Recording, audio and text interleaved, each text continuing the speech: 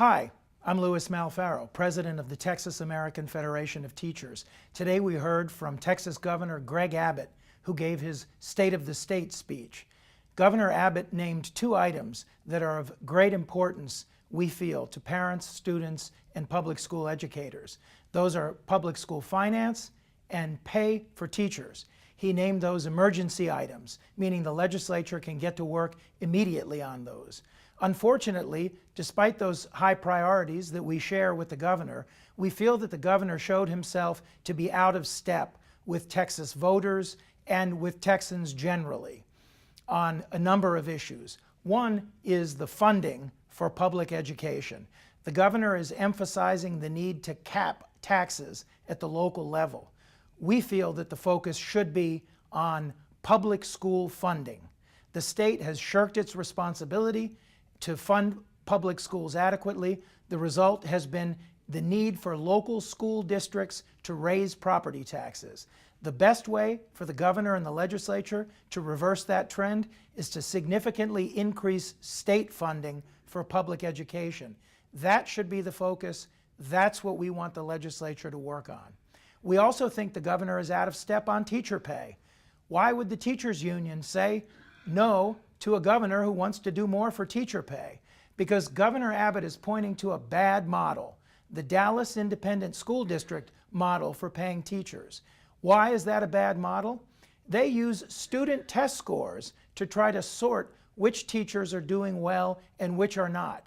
The public rejects this overuse and this misuse of standardized testing, as does the teaching profession, as does the academy and researchers that have looked at student data from standardized test scores and find that it is an inadequate and inaccurate measure of how teachers are performing their jobs.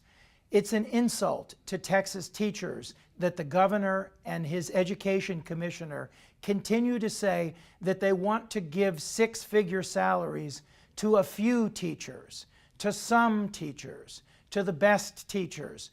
We have hundreds of thousands of women and men who serve over 5 million Texas public school children. They earn a salary that is $7,000 below the national average, and that is 28% below what similarly educated professionals in their own cities are earning.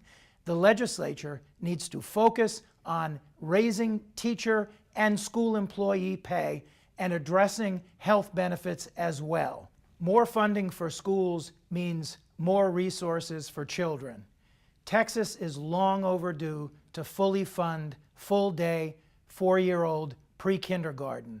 The research on this is unequivocal. It's a great investment.